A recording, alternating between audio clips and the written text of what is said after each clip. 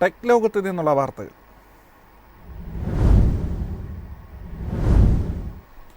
Google ക്രോമിന് സുരക്ഷാ ഭീഷണിയുണ്ടെന്ന് ചൂണ്ടിക്കാട്ടി സർക്കാർ ഏജൻസി. ബ്രൗസറിന് സുരക്ഷാ പാളിച്ചകളുണ്ടെന്നും ഉടൻ അപ്ഡേറ്റ് ചെയ്യണമെന്നുമാണ് Indian computer emergency response team മുന്നറിയിപ്പ് നൽകിയിരിക്കുന്നത്.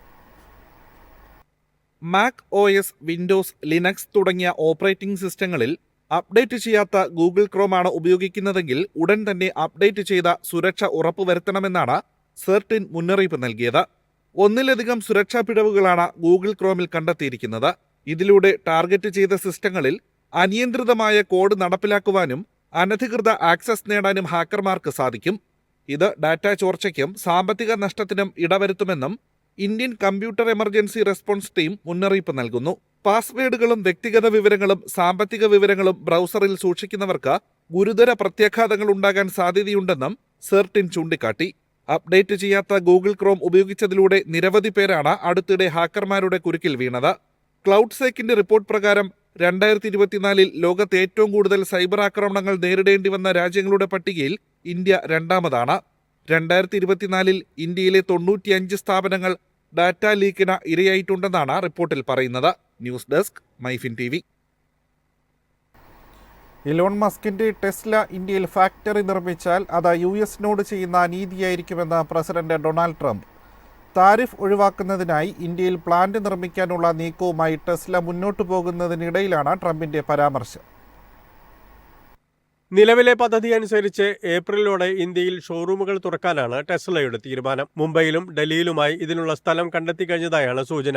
രാജ്യത്ത് ഉൽപ്പാദനം ആരംഭിക്കുന്നതിനായി കമ്പനി പരിഗണിക്കുന്ന സ്ഥലങ്ങളിൽ മഹാരാഷ്ട്രയാണ് മുന്നിൽ നിൽക്കുന്നതെന്നും റിപ്പോർട്ടുണ്ട്. ഇതിനിടയിലാണ് ടെസ്ല ഇന്ത്യയിലേക്ക് വരുന്നതിൽ അതൃപ്തി അറിയിച്ച് ട്രംപ് രംഗത്തെത്തിയത്. ഇറക്കുമതി തീരുവ ലാഭിക്കുന്നതിനു വേണ്ടി ഇന്ത്യയിൽ ഇലക്ട്രിക് വാഹനങ്ങളുടെ പ്ലാന്റ് നിർമ്മിക്കുന്നത് അങ്ങേയറ്റം അന്യായമാണെന്ന് ട്രംപ് അഭിപ്രായപ്പെട്ടു. ഇന്ത്യയിലേക്കുള്ള കാറുകളുടെ ഇറക്കുമതി തീരുവ സംബന്ധിച്ച തർക്കങ്ങൾ പരിഹരിച്ച് വ്യാപാര കരാറുകളുമായി മുന്നോട്ടു പോകുമെന്ന് നരേന്ദ്രമോദി സമ്മതിച്ചിട്ടുണ്ടെന്നും ട്രംപ് പറഞ്ഞു. ഇലോൺ മസ്കിന് ഇന്ത്യയിൽ ഒരു കാർ വിൽക്കുകയെന്നത് പ്രായോഗികമായി അസാധ്യമാണ്. ലോകത്തുള്ള എല്ലാ രാജ്യങ്ങളും ഇറക്കുമതി തീരുവയുടെ പേരിൽ അമേരിക്കയെ മുതലെടുക്കുകയാണെന്നും ട്രംപ് പറഞ്ഞു. മസ്ക് ഇന്ത്യയിൽ പ്ലാന്റ് നിർമ്മിക്കുന്നതിൽ എതിർപ്പൊന്നുമില്ല, എന്നാൽ ഇത് അമേരിക്കയോട് ചെയ്യുന്ന അങ്ങേയറ്റത്തെ അനീതിയാണെന്നും ട്രംപ് കൂട്ടിച്ചേർത്തു. News desk MyFin TV. Bill പേയ്മെന്റുകൾക്ക് കൺവീനിയൻസ് ചാർജ് അവതരിപ്പിച്ച് ഗൂഗിൾ പേ. വൈദ്യുതി, വാട്ടർ, പാചകവാതകം തുടങ്ങിയവയുടെ ബിൽ പേയ്മെന്റുകൾക്കാണ് ഇനി മുതൽ ഗൂഗിൾ പേ അധിക ചാർജ് ഈടാക്കുക. ഇടപാട് മൂല്യത്തിന്റെ 0.5% മുതൽ 1% വരെയുള്ള ഫീസും ബാധകമായ ചരക്ക് സേവന നികുതിയുമാണ് ഇനി മുതൽ ഗൂഗിൾ പേ വഴിയുള്ള ബിൽ പേയ്മെന്റുകൾക്ക് ഈടാക്കുക. എന്നാൽ ബാങ്ക് അക്കൗണ്ടുകളിൽ നിന്ന് നേരിട്ട് നടത്തുന്ന UPI ഇടപാടുകൾ സൗജന്യമായിരിക്കുമെന്നും ഗൂഗിൾ പേ അറിയിച്ചു. കഴിഞ്ഞ വർഷം മൊബൈൽ റീചാർജുകൾക്ക് ഗൂഗിൾ പേ ₹3 കൺവീനിയൻസ് ഫീസ് പ്രഖ്യാപിച്ചതിനു പിന്നാലെയാണ് ഈ നീക്കം. ഫിൻടെക് കമ്പനികളുടെ പ്രോസസ്സിംഗ് ചെലവുകൾ വഹിക്കുന്നതിലൂടെ ധനസമ്പാദനം നടത്തി സുസ്ഥിര വരുമാനം സൃഷ്ടിക്കുകയാണ് ലക്ഷ്യം. ഗൂഗിൾ പേയുടെ എതിരാളികളായ ഫോൺപേ, പേടിഎം എന്നിവയും ബിൽ പേയ്മെന്റുകൾക്ക് ഫീസ് ഈടാക്കുന്നുണ്ട്. മൊത്തം UPI ഇടപാടുകളിൽ 37% വിപണി വിഹിതമുള്ള ഗൂഗിൾ പേ ഇന്ത്യയിലെ രണ്ടാമത്തെ വലിയ ഡിജിറ്റൽ പേയ്മെന്റ് പ്ലാറ്റ്ഫോമാണ്. News desk MyFin TV. Indian passenger വാഹന വിഭാഗത്തിൽ 50% വിപണി വിഹിതം വീണ്ടെടുക്കാൻ സുസുക്കി മോട്ടോർ കോർപ്പറേഷൻ. 2030 സാമ്പത്തിക വർഷത്തോടെ ഈ നേട്ടം കൈവരിക്കുകയാണ് കമ്പനിയുടെ ലക്ഷ്യം.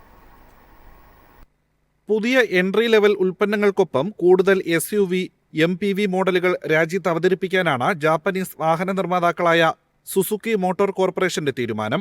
ഇന്ത്യയിൽ നിന്നുള്ള ഉൽപ്പന്നങ്ങൾ വിതരണം ചെയ്തുകൊണ്ട് വലിയ വളർച്ചാ സാധ്യതയുള്ള മിഡിൽ ഈസ്റ്റ്, ആഫ്രിക്ക വിപണികളിൽ ബിസിനസ് വിപുലീകരിക്കും. ഇന്ത്യയിൽ 58.9% ഓഹരി പങ്കാളിത്തമുള്ള കമ്പനിയാണ് മാരുതി സുസുക്കി. ഇന്ത്യൻ ഓട്ടോമൊബൈൽ വ്യവസായത്തിൽ മാർക്കറ്റ് ലീഡർ എന്ന നിലയിൽ 50% വിഹിതം തിരിച്ചുപിടിക്കുകയാണ് ലക്ഷ്യമെന്ന് കമ്പനി അറിയിച്ചു. ആഭ്യന്തര പാസഞ്ചർ വാഹന വിഭാഗത്തിൽ മാരുതി സുസുക്കി ഇന്ത്യയുടെ വിപണി വിഹിതം നിലവിൽ 41%. ആഗോള കയറ്റുമതി കേന്ദ്രമായി വികസിപ്പിക്കുന്നതിലൂടെ ഇന്ത്യയിൽ കമ്പനിയുടെ വാർഷിക ഉൽപാദനശേഷി 4 ദശലക്ഷം യൂണിറ്റിലെത്തുമെന്ന് പ്രതീക്ഷിക്കുന്നതായും കമ്പനി അറിയിച്ചു. ഇന്ത്യയിൽ BEV പ്രചാരത്തിലാക്കുന്നതിനായി ചാർജിംഗ് ഇൻഫ്രാസ്ട്രക്ചറിൽ കമ്പനി നിക്ഷേപം നടത്തുമെന്നും മാരുതി സുസുക്കി കൂട്ടിച്ചേർത്തു. News desk MyFin TV. ആപ്പിളിന്റെ പുതിയ ഐഫോൺ സീരീസ് ഐഫോൺ 16e ഈ മാസം അവസാനത്തോടെ ഇന്ത്യൻ വിപണിയിലേക്ക്.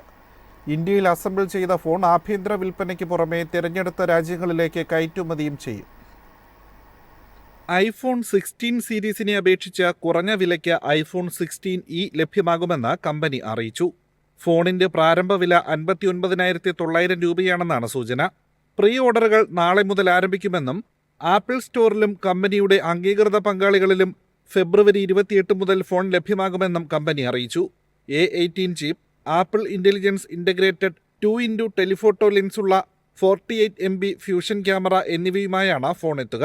അടിയന്തര SOS, റോഡ് സൈഡ് അസിസ്റ്റൻസ്, സന്ദേശങ്ങൾ തുടങ്ങിയവയ്ക്കായുള്ള സാറ്റലൈറ്റ് ആശയവിനിമയത്തെയും ഫോൺ പിന്തുണയ്ക്കുന്നു. സെല്ലുലാർ നെറ്റ്വർക്ക് കവറേജിന് പുറത്തായിരിക്കുമ്പോൾ ഉപയോക്താക്കൾക്ക് ഫൈൻഡ് മൈ ആപ്പ് ഉപയോഗിച്ച് സാറ്റലൈറ്റ് വഴി അവരുടെ ലൊക്കേഷൻ പങ്കിടാനും കഴിയുമെന്നും കമ്പനി അറിയിച്ചു. News desk, MyFin TV.